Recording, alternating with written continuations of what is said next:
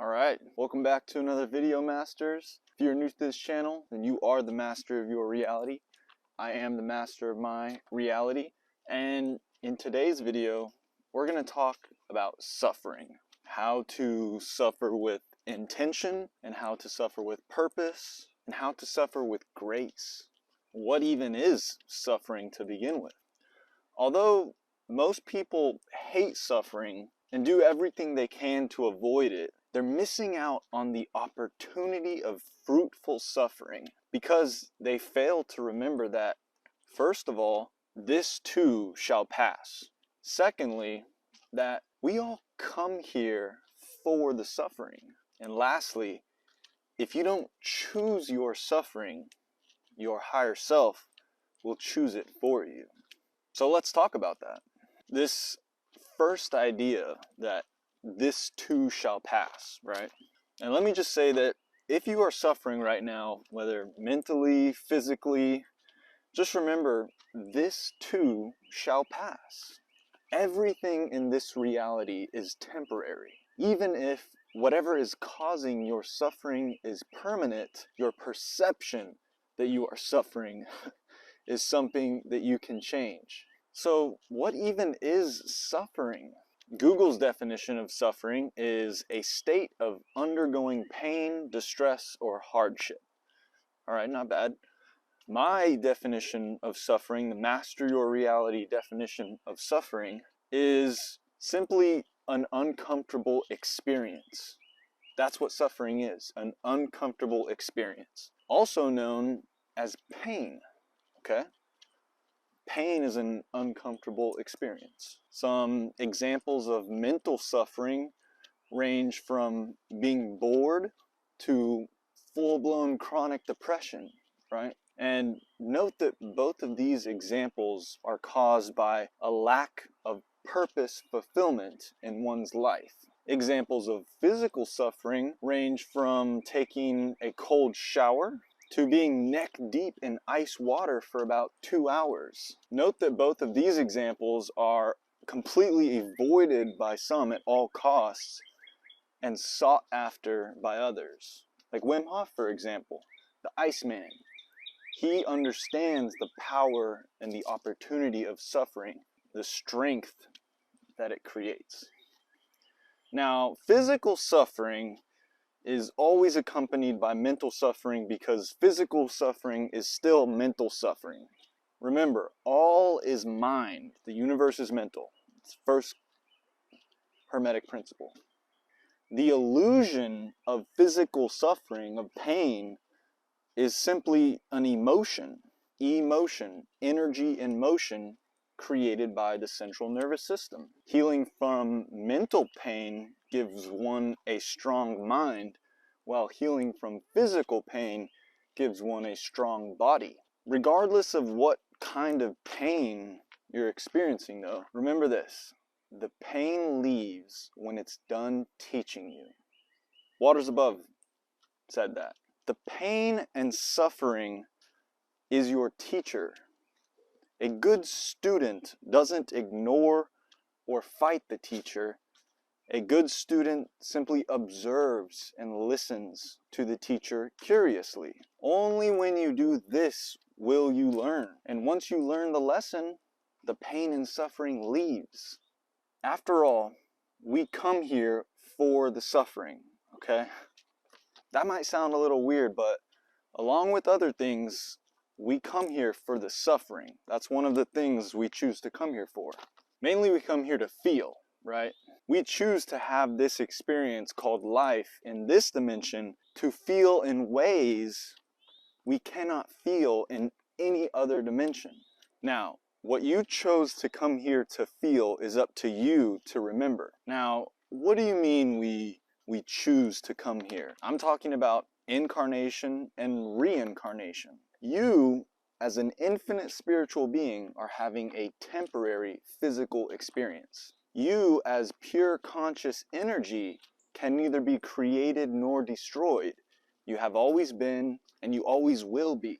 All right, check out my video on what/who are you for more of that. But energy is not created, just like the energy in a battery isn't created. It was always there, just in another form at some other time.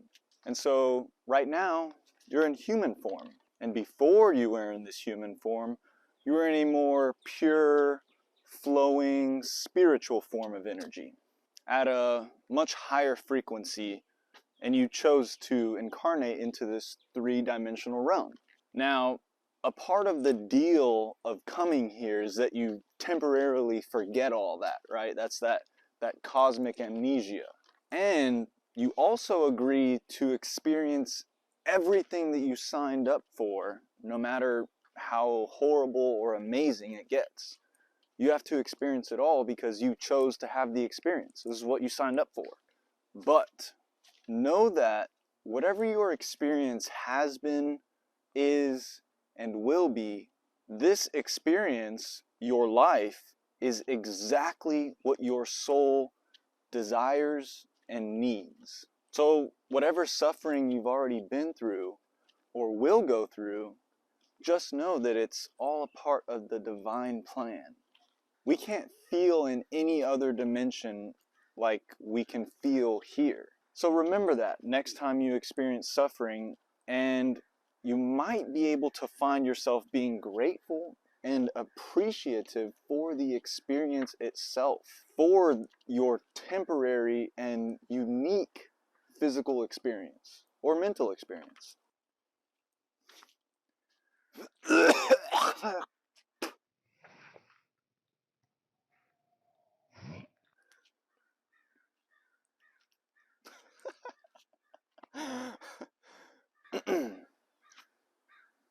And then it doesn't really feel like suffering anymore.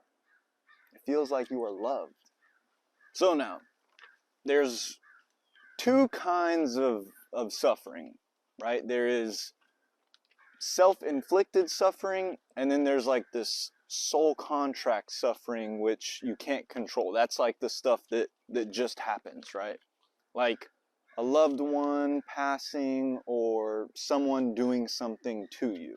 All right, that's the soul contract suffering, the stuff that is unexpected, but that's why we come here for. You know, if we knew what was everything that was going to happen to us, it wouldn't be very fun, wouldn't be the experience that it is, right? But there are certain types of suffering that we can choose, and when we do, they can be extremely beneficial to us. I call this type of suffering training. All right, just like going to the gym for a workout or going on a long run, you are choosing to suffer. It's not comfortable while doing it, but when it's over, the feeling of accomplishment you get feels amazing. And the outcome of working out and exercising is that you become extremely healthy and you build muscle, you grow. So that's where we get our last idea, that if you don't choose your suffering, your higher self, the universe, God, however you want to put it, will choose it for you. When you choose to do something hard, something uncomfortable, everything else gets easier. For example, if you wake up early in the morning, that's uncomfortable, right? You'd probably rather sleep in. So would I. Then you do 50 push-ups, 50 sit-ups, right? That's uncomfortable. And then you go on a mile run right after you wake up. That's uncomfortable. And then you come back from your run and you jump in the shower and you just turn it on cold. You take a freezing cold shower, right? And all this before you even start your workday. You feel amazing because you have already done many things that you know are good for you, but are hard to do. So the rest of your day is easy in comparison. When you have to deal with a problem at work or a difficult person, you can confidently deal with it because you've already accomplished so much earlier that day. You've already proven to yourself that you can do difficult things. Your soul contract suffering has now become much less difficult in comparison to your self-inflicted suffering, your training. So What I mean by the words, if you don't choose your suffering, your higher self will choose it for you, is that by choosing to do difficult things that benefit you, you can mitigate or reduce what you find to be difficult in the first place. All right, now let's talk about when others inflict suffering onto others, okay? Some people love to watch other people suffer. In fact, a lot of people do, right? This is why like fail videos are so popular on YouTube, watching other people fail. I know this because I used to get a thrill out of watching other people suffer too. I lacked empathy and compassion for all life because I thought I was separate from everything else. I didn't understand just how connected everything really is. I didn't know that it's all one, and that could be me suffering. I found excitement in observing other people's pain and suffering while remaining completely unscathed from it all. But little did I know that it was my soul that was really taking the beating. Now, thankfully, I have since healed that part of myself and no longer wish to see any suffering. But for some people, simply observing other people's suffering isn't enough. For some people, simply observing other people's suffering gets boring. And so they choose to inflict pain and suffering onto other people just to get the same level of excitement and power. These type of people, in the long run, are the ones who truly suffer. Now, let me tell you how to deal with an individual who wants to inflict pain and suffering onto you. You allow them to. Now, I know that sounds crazy, but hear me out. Love is allowing. And by allowing someone to stab a knife in your back as you hug them and smile and tell them, I love you, I appreciate you, you become invincible, and you show them that they can't hurt you.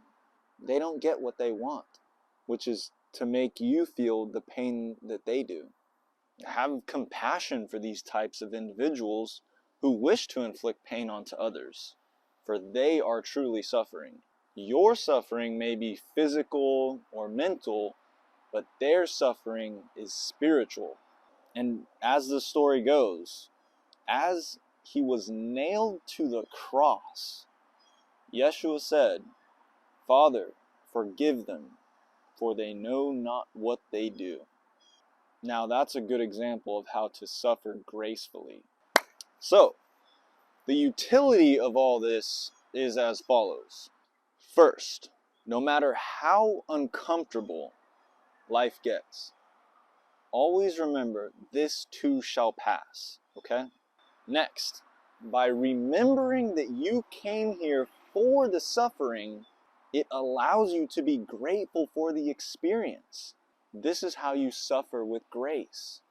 You allow the experience and honor it. Honor the experience for what it is.